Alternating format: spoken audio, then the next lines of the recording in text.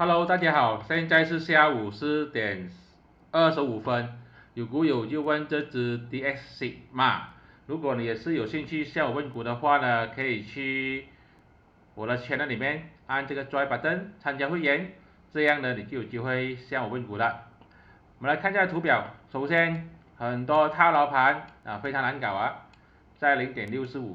现在股价呢正在被这个筹码主力线的蓝色线跟这个灰色线差不多压住啊，也是有点难搞。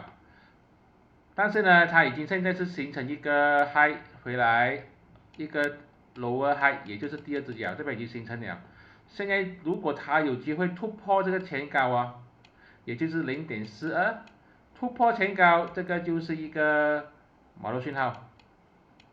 突破0.42买入信号，但是呢，顶上很多这个套牢盘，这个最多是反弹罢了，它应该是过不到这个0.64的。